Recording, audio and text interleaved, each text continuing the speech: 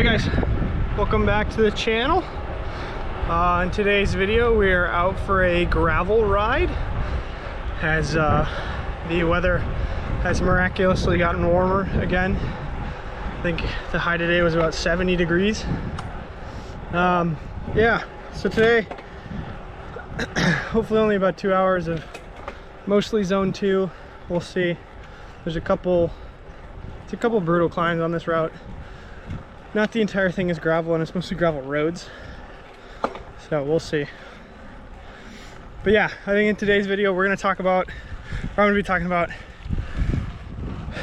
trying to find the gravel bike for me, and basically all the different ones that I've ridden this year, trying to find the perfect fit. But yeah, let's get into it.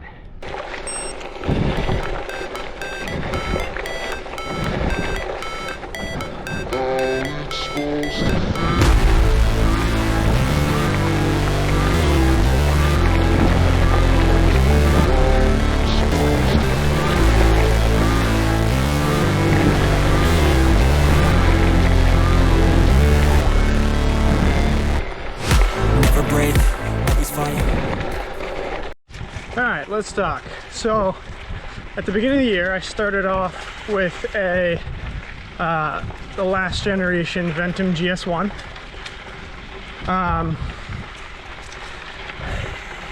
Can't really say much about it because the tire clearance was only, I think, 40 mil or 42 mil. I think it was 40 and the new one's 42. Maybe the new one's 45. I think it was 40 mil. Didn't have a UDH. Obviously the bike was, I think, came out in 2022. I think that generation did. So before the UDH was prevalent in gravel. I mean, that bike rode well. I had it set up with I think it was SRAM Force Explorer with a I think it was a 40 up front and a 10 to 44 in the rear, which for the majority of gravel that I do is perfectly fine. But after the gravel event that I did in July this year, I think I will always go for the 10 to 52 super wide range stuff from SRAM. Just more range to me is just better. But yeah, so I know you can run a 52 without UDH. You just have the old Eagle Access stuff, and that's perfectly fine. There's nothing wrong with it, but I enjoy new technology and whatnot. So that bike got sold, and I then moved on to the last generation Trek Checkpoint. That bike I didn't have for very long, or at least I was just kind of testing it out, and I just didn't like it. I didn't like the way it rode. I got no UDH. That one was not fully internal, but it was up until the headset. The Ventum was the same way, where it wasn't fully internal, but it was up until the headset.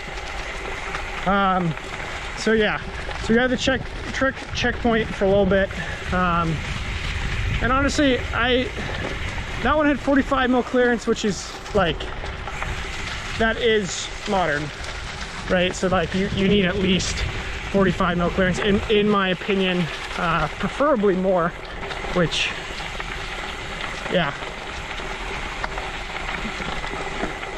But yeah, so after the Trek Checkpoint, I went to a BMC ERS, which I actually really liked that bike, but that bike was won by Shimano Di2.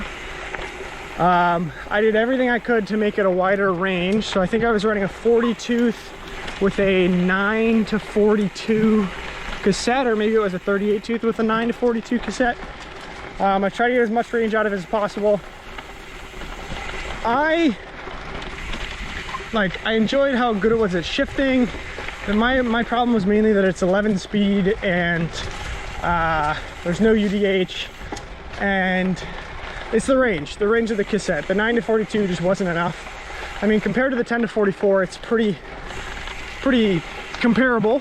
So, and I think that was in an EE13 or an E13. But yeah, let's keep riding. The game, win it life, have no shame, there's no time for the pain, live the grind, I could change, in my mind, pick a lane, commit and climb, the only way to win it life. I never miss, that's fact, taking big swings, push your hand to the bat, put me in the ring, you'll go out in a bag, cause I sing what I mean and I bring it to the mad light.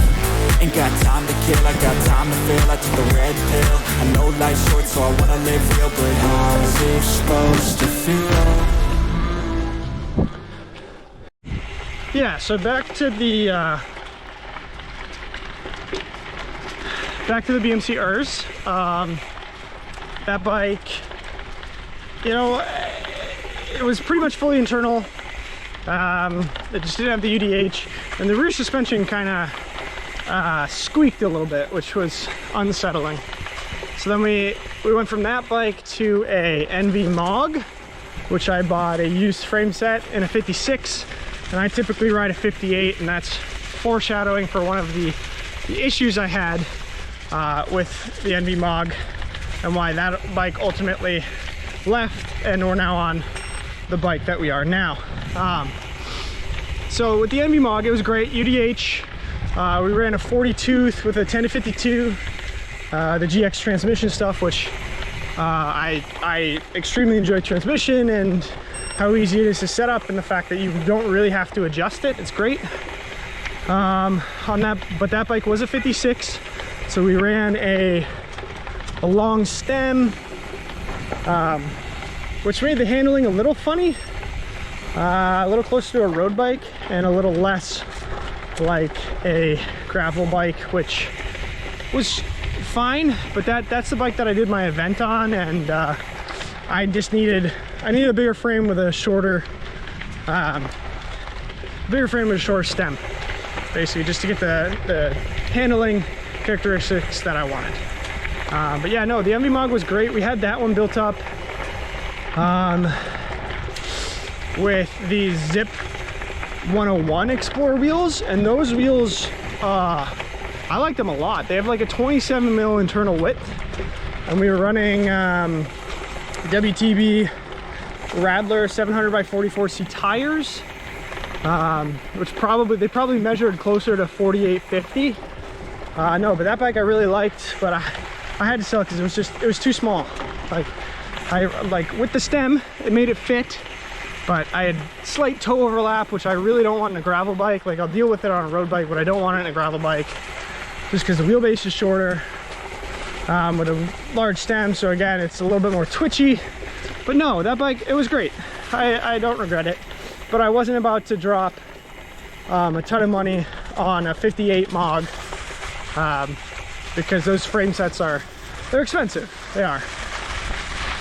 So instead, that brings us to what we are on to today and what is currently in the garage. And there's really only one bike, like, I'll talk about my current bike in a second. There's really only one bike that, if it gets updated, I would be wanting to try to see if it would replace this one. Right now, that's about where I'm at.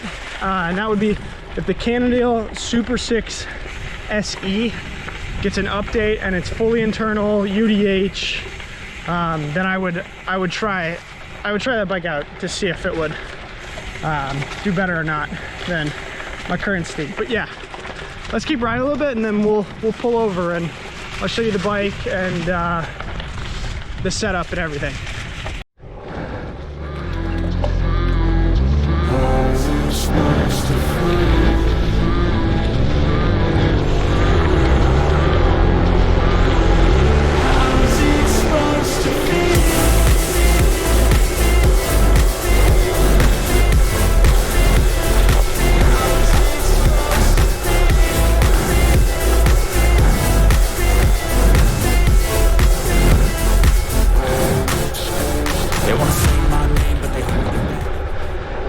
All right, we pulled over. Gravel riding in the fall is sketchy because of all the leaves. Yeah, forgot about that. Yeah, so here it is. This is the 2024 Cervelo Aspero. Absolutely love this bike, size 58. Fits me perfectly. We're running a 100mm stem with the Envy Aero road bar in a 38 or 39 on the tops and a 44 on the drops, so a little bit of flare. I initially had it on the Cervelo AB09 flared gravel bar, and it was a 40 on the tops with a 48 on the drops, and that was just too much flare for me personally. But yeah, this is the bike from the bike bag video. Just really the only thing that's changed is the bars. But we're running the SRAM red shifters and brakes, which any bike that I build with SRAM now will have these, because the ergonomics I think are just better. Like, even if I'm running Force or Rival on the bike, I'll have at least the shifters, not necessarily the brakes, but the ergonomics of the shifter is just better. The brakes are better, the modulation is better than previous generation Red, Force, even current generation Force and Rival. But yeah, we are running a Force 1x ring in the Dub Wide. We get a wider chain line, and we are running the GX transmission 10 to 52 at the back. These are Reynolds Black Label G700 wheels, which I got for a screaming deal off the Reynolds website. That's why I went with them. I was looking at the 303 Explorer S or SW wheels instead, but ultimately I went with these because you just couldn't beat the price. We're running an Easton EC90 SL seat post with the Sella Italia SLR boost, carbon railed saddle, Superflow with cutout. Absolutely my favorite saddle. It's on both of my bikes. Yeah, I just love the saddle. We're running Specialized side entry bottle cages. That is mainly because when I did the gravel event, I ran on the MOG, I ran a frame bag, and the side entry was better for the front bottle. It just meant that you could get it in and out easier, and eventually when this bike does go bike packing, that's in the plans for next year, we'll be running a frame bag, so we'll need the side entry bottles anyways. So this is still it's a very racy gravel bike, which is exactly what I wanted. It was really, I either go for something like this or I go with a full sus cross country bike and put drop bars on it.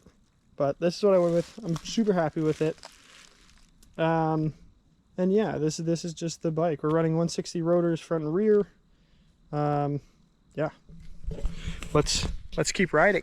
They holding back, they wanna say they hate, but they know it's cap. I ain't play no games, I just know that's fact, and I don't feel no shame. It's a mood you lack, I go crazy. Nah, I ain't lazy. Track after track, I work on this shit daily. Pass me the jack, right as fuel, got me hazy. About to unpack all these shit I've been chasing. I've got visions in my head, like memories after death. To be a legend instead of something you can forget. I'm living